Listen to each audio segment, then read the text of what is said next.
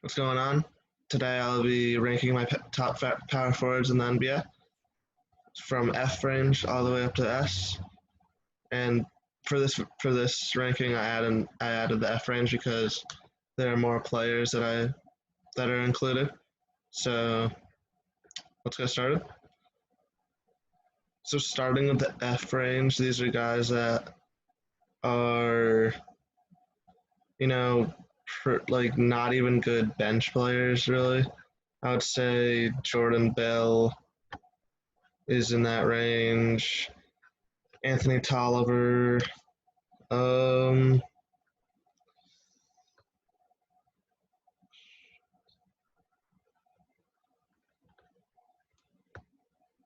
there's so many players on this list. Jonah Veldon for sure.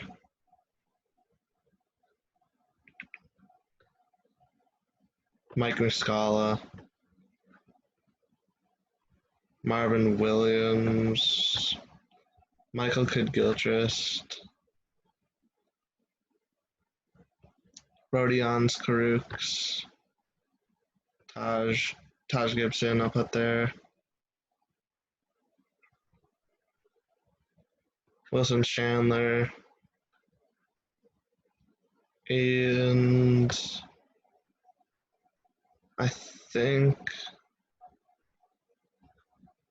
that's probably it for the Fs. These are all guys. I would consider all these guys. I could put Taj Gibson and Wilson Chandler up here actually, because they're not bad. They're not bad bench players to have. I'd put in this range are like decent bench players. I would put Grant Williams there. I'd put Bobby Portis, Amari Spellman, Rondae Hollis Jefferson, Trey Lyles, Mike Scott.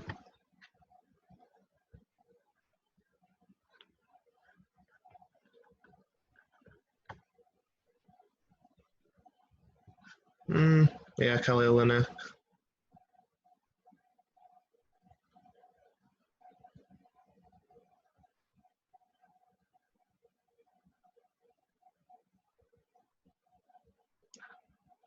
James Johnson, Frank Kaminsky,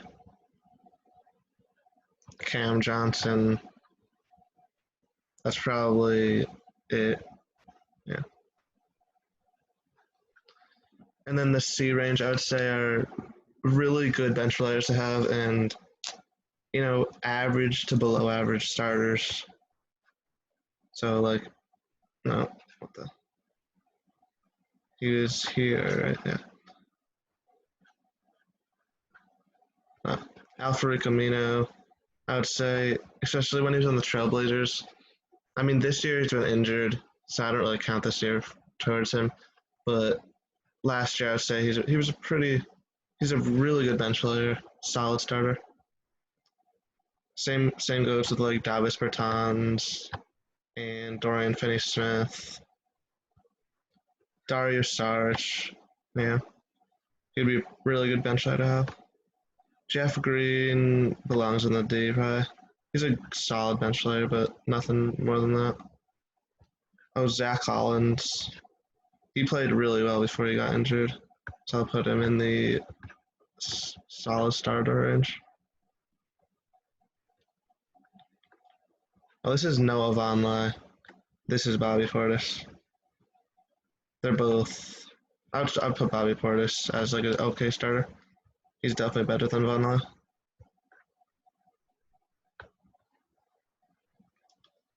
Jeremy Grant right there too. Jabari Parker. This guy, for some reason, teams do not like playing him, but I'll put him as a D plus C minus. because he's a good offensive player, just a very bad defender, and it, for some reason teams just don't like to play him. Kuzma's a great bench player and a solid starter at this point, but he could definitely be a good starter. Like if he was on a different team, he'd be a good starter. Ersan Ilyasova is also like with the Jabari Parker. He's like a C minus type of guy, so I'll put him like right here because when he gets minutes, he plays really well. But for some reason, the Bucks play Marvin Williams over him, which I do not understand. I'll put Marvin Williams as a D because he does get solid minutes on a great team.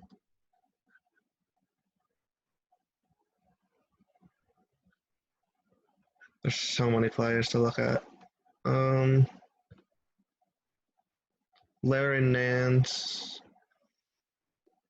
he could go there. Oh, this is Eric Pascal, I think. Yeah. He's a solid. He's a good bench player.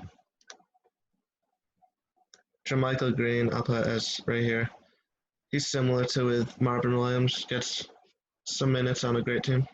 He's on the Clippers, of course.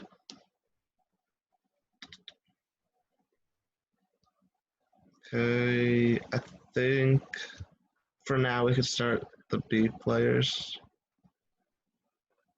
Aaron, now B players, I consider a B power forward as a really good starter, but like maybe potentially an all-star in the future or has been an all-star, but isn't there yet or isn't there anymore. So I'd put Aaron Gordon here. I would consider him a really good starting power forward. Draymond, he had a he had a bad year, but he's still a really good starting power forward. Like when they're a great team again next year, he'll be he'll be putting up much better numbers. I put um I put Lauri Markkanen in there too. Oh my God.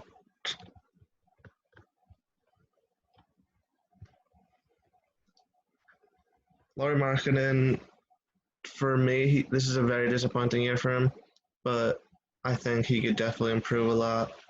And I still, once in a while, he'll show why he has so much potential.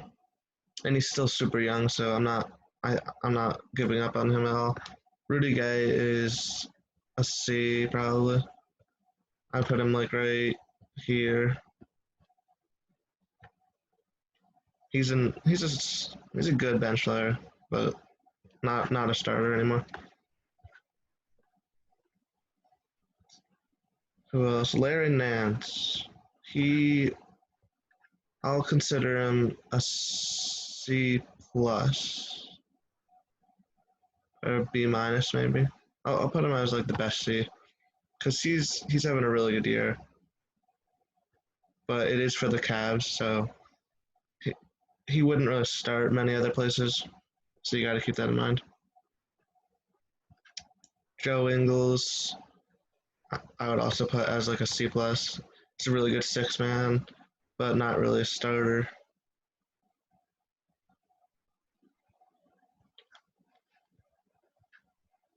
Jonathan Isaac, I'll put as a solid B. Just an amazing defender. He plays small forward and power forward, so sometimes he's considered a small forward, power forward. His his excellent defense just makes him a really good player to have and a really good starter.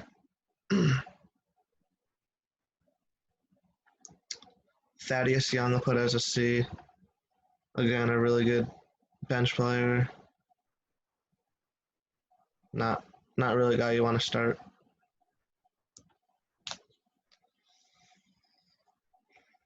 I'll put Robert Covington as a B. He's a good starter for the Rockets. He does his job well. Kevin Love, same thing. Come on, there we go. Kevin Love is once in a while he'll go absolutely off, but He's just not the player he used to be, and I just don't think he's as motivated since it's such a bad team. So if he got traded to like a good team, I wouldn't be surprised if he stepped his game up and worked harder. But he just doesn't have much motivation at this point. I put Al Horford in the B range too. He's having a really down year for himself. The main reason being is that this guy is this guy should be playing center, and you could see that like when he was starting at power forward, he just was not doing that good because, and I knew this would happen right as soon as the Sixers signed Al Horford because he he should not be playing with another center at the same time. That's just not his. That was his game in Atlanta, kind of. But even he played most of center there. But before Boston, he was more of a power forward. But in Boston, he played center every single day, pretty much. You know, once in a while he would shift to the power forward, but 98% of the time he'd play center. So he was just used to it, and he played that role so well. Going back to power forward is just, especially where your point guard can't shoot and your center needs the ball. It's just, I knew it was not going to be a good fit. I was actually shocked that he went to the Sixers. Marcus Morris, I would put as a C plus. He's a solid starter and a really good bench player, a really good bench player. And Markieff Morris, I put as like a C minus type of guy. Solid bench player. Not you don't want to start him though. Brandon Clark, C plus. Paul Millsap, I'll give him a B minus. I think a B minus is fair.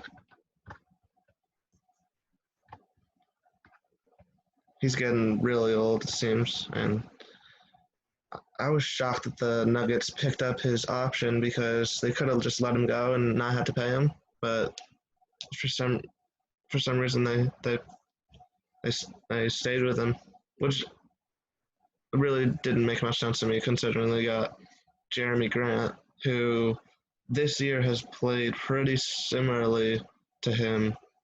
They could have just got Jeremy Grant and then let Michael Porter Jr. develop even more, but instead they wanted to waste the money on Pomo. He's still a good player, but he's not going to be around anymore.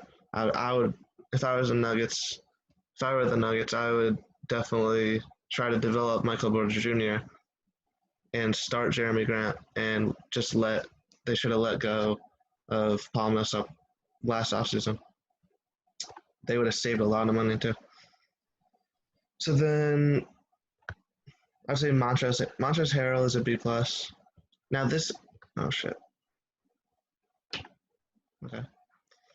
Now Montrezl Harrell never plays power forward. He only plays center. I don't know why he's on the power forward list, but he is. But yeah, his height, you would think he was a power forward, but he only plays center. He's like the best six man in the league, in my opinion. And he is a solid B. He should be starting for the Clippers, but they just want him off the bench. Jaren Jackson is also a B. He's even better than Al Horford at this point, in my opinion. He stretches the floor amazing. He's a great defender. He's definitely potentially an all-star in a couple years. So Blake Griffin I'll put as a B, solid B, maybe a B plus. Now, just last year, he would have probably been an A. He's had such an injury-prone year, such a bad year for himself, and I really hope he gets out of Detroit because that's a complete joke of a team. Like he needs to get out of Detroit before he's totally done, because he's a guy that definitely could have some more injury problems. He uses athleticism so much when he's on the Clippers, and that's finally catching up to him. I hope he can, because he had an amazing year last year. So I want to see him have a couple more really good years. I would also put Gallinari as a good solid B. He's having a great year this year, and probably his best year of his career. And he's helping the Thunder surprise everyone by being a really good team. And I did not many people, including myself, thought they would make the playoffs. I put Gordon Hayward as a B as well. Marvin Bagley as like a, I'll put him like as a B minus, just ahead of Paul Millsap. Julius Randle is a B plus. He's a really good player. Derek Favors is like a C plus. I'll give him. Bielisa also like a C plus. Rui Hachimura right now, I'll say a C plus, but he's had a pretty good rookie year. Miles Bridges. Now PJ Washington is actually the power forward for them. Miles Bridges is the small forward, but for some reason they have Miles Bridges here. So I'll rank him as a B minus right here. PJ Washington is probably like a C plus. And then these right here are 1, 2, 3, 4, 5, 6, 7, 8. So there's 8 guys remaining.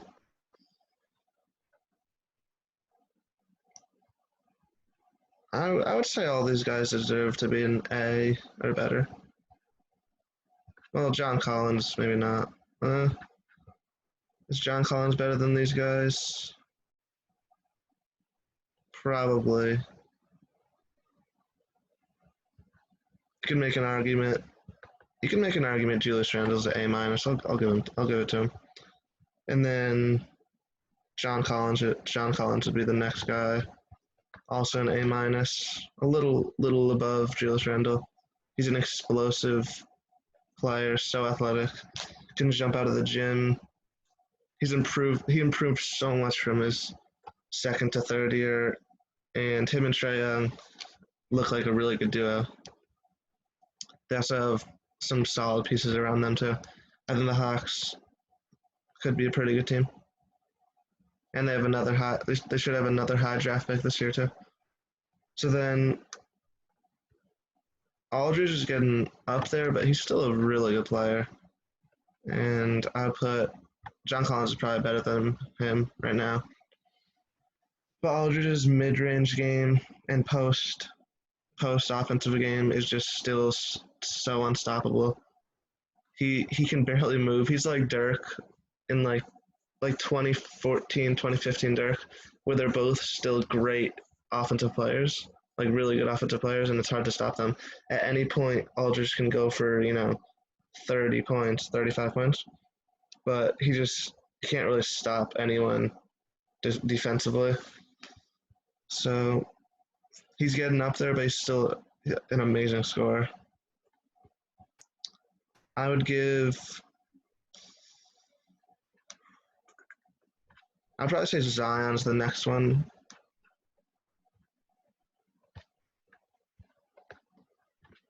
Zion is a solid A. There's a gap between these two right here, Collins and Zion. Zion, obviously, everyone knows how insane he is. He has an unbelievable amount of potential. He jumps out of the gym. He blocks any shot near him. He's even improved his 3-point shot a little bit. Like you could tell he's working on it really hard. And he just looks like absolute beast whenever he plays. He can give you 25 in his sleep. 25 and 10. He's going to be a double machine next year. And I hope he doesn't get injured, because that's the only thing that's stopping him from being an absolute beast. Next, I would go Kristaps. He's also an A. Kristaps is the perfect center / power forward to have in this in this NBA, this era of NBA, because he stretches the floor amazingly. He's a great rim protector, averages over 2 blocks a game, which is an underrated part of his game. He can actually move a little bit laterally, and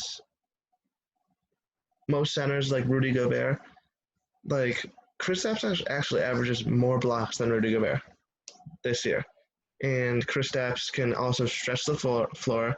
He can step up. He stepped up so big when Luka was hurt, and he averaged like close to 30 points when Luka was out, and he has a really good post. He has a really good post offensive game, and he actually can defend the pick and roll somewhat decently, better than a guy like Rudy Gobert. Um, like he has such a long wingspan. I think he's an underrated player.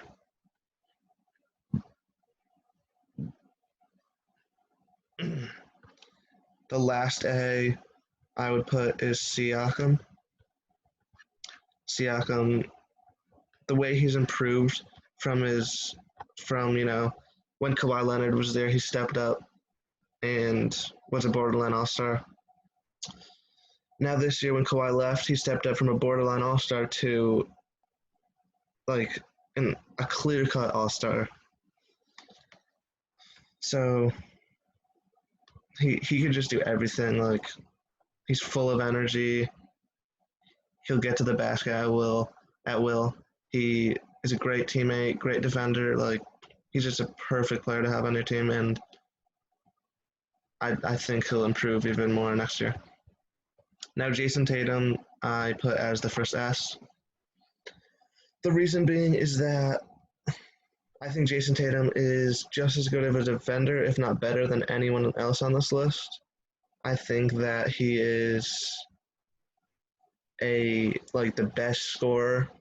Just his ability to create his own shot, his ability to get to the basket. He play makes somewhat decently for a power forward. He is super clutch. He steps up in the big games, like in all the primetime games, in the playoff games without Kyrie Irving. He he plays amazingly. He not like 90% of the time he'll step up in a big way. He took on the best players, Kawhi, LeBron, and dropped like 40 on both of them. Like he's improved an insane amount this year, and he looks like an absolute superstar. I love watching him play. He's the first S. Next, I would go Anthony Davis. Anthony Davis is pretty much like Kristaps, just way better. He is the best. He's a top 3 defender in the league. Um, he will block any shot. He can switch on to a guard and play pretty good defense. He is a good 3-point shooter. There's no stopping him down low. He's a great rebounder.